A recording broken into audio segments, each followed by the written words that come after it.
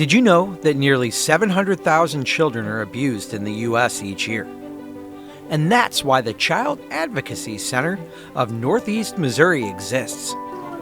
They allow children to share their experiences of abuse or neglect in a child-friendly and non-threatening environment. Children and their well-being are the #1 priority at the Child Advocacy Center. So before Child Advocacy Centers, children were interviewed at police interrogation rooms. They were interviewed in the very bed or household that the victimization happened on. They were interviewed in child welfare or child protection offices where kids get taken away. And our goal is to reduce all of those outside factors and create an environment like you see here today to make them feel comfortable and at home. And we know when kids feel comfortable, we can get reliable information as long as we're asking that in the right way. Our mission statement is to reduce the trauma to children that are disclosing about abuse. And we do that by using a multidisciplinary team when we're interviewing that child, so they only have to disclose of that event one time. That is the hope of all of this, and that it's a safe place for them. We have MDT members that work with us as a team, so they're not talking to a person over here, a person over there, and numerous people. They're just talking to one specific person, which is the forensic interviewer. It's always the goal to ensure that children discussing abuse are not further victimized by the intervention systems designed to protect them.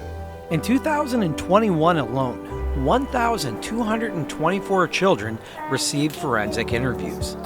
We see anything from physical abuse to sexual abuse.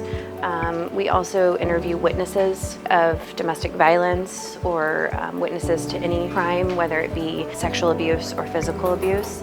So we do interview witnesses and victims.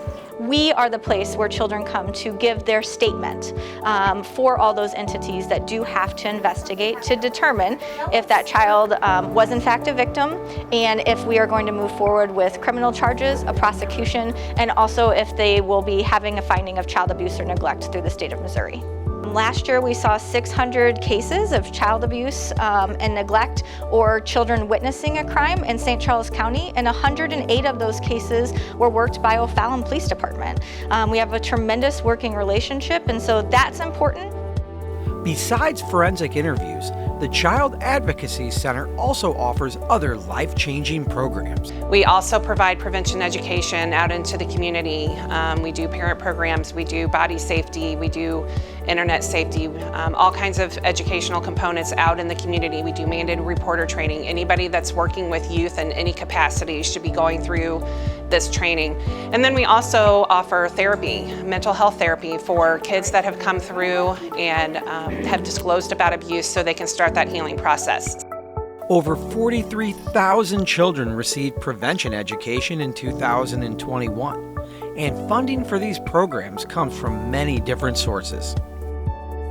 A lot of grants that we write, both federal and local grants, anything that we can do to help sustain our services that we have. And then obviously we are funded, and a huge need comes from our private and individual and corporate donors.